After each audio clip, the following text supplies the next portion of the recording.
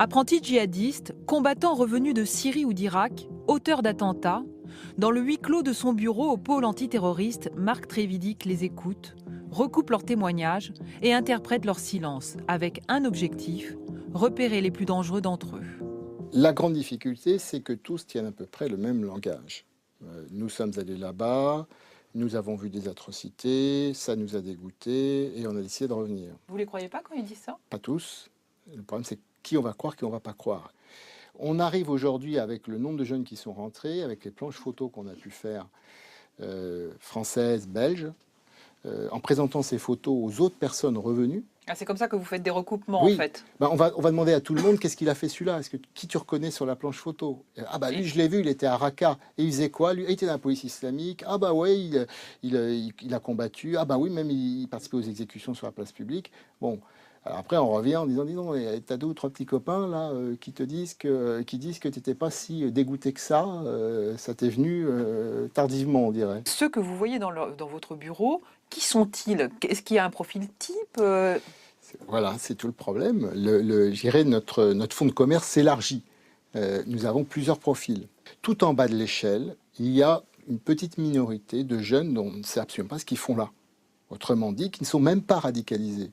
Quand vous commencez à fouiller un peu, vous vous rendez compte qu'il n'y a même pas de recherche sur Internet, sur des trucs qu'on trouve d'habitude, de la littérature ou des images djihadistes, mais qui sont fâchés avec leurs parents, ils ont rompu avec leur petite amie, et tout d'un coup, sur un coup de tête, ils décident d'aller en Syrie. Après, il y a la grosse masse de jeunes radicalisés, un peu à la va-vite, en 4, 6 mois, 7 mois. Et il y a quelque chose de beaucoup plus grave qui est en train de se produire, mais ça, je dirais, sur les 2 derniers mois, je n'ai pu le constater pas avant, sur les derniers arrivages, j'allais dire. Ce sont des jeunes qui ne croient pas aux vérités officielles. C'est-à-dire qu'en fait, ils vous disent, quand vous leur rétorquez, mais vous avez vu les atrocités commises par l'État islamique, vous avez vu les vidéos avec on fait un môme de 12 ans sur un otage, les décapitations, etc. Et ils disent, je n'y crois pas. Ils pensent quoi? Que c'est un montage, que l'État islamique, on leur a dit que c'était super, donc que ces gens-là ne peuvent pas faire des choses pareilles, c'est un montage de l'Occident. Est-ce que vous avez noté, par exemple, des points communs familiaux? Souvent, effectivement, il manque le père, il manque la mère, il y a quelque chose qui manque au niveau cadre familial, c'est pas généralisé, hein, loin de là, qu'il y a une fracture quelque part, qui fait qu'il ne se sent pas tout à fait à sa place là où il est. Voilà.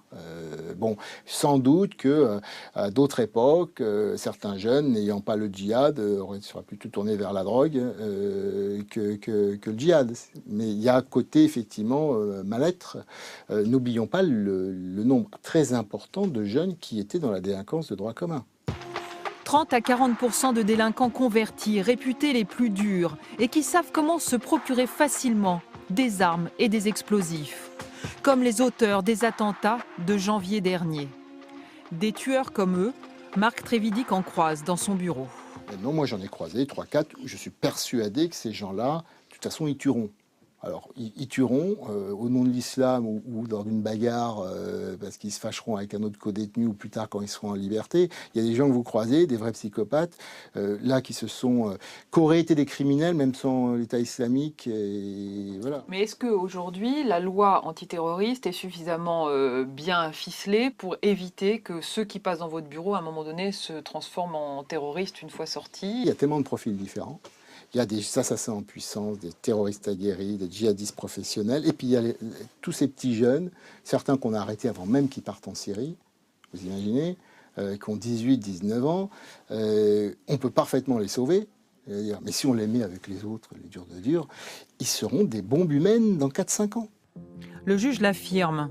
La solution, ce serait de prendre en charge psychologiquement ces jeunes gens dès leur entrée en prison, avant qu'il ne soit, une fois de plus, trop tard.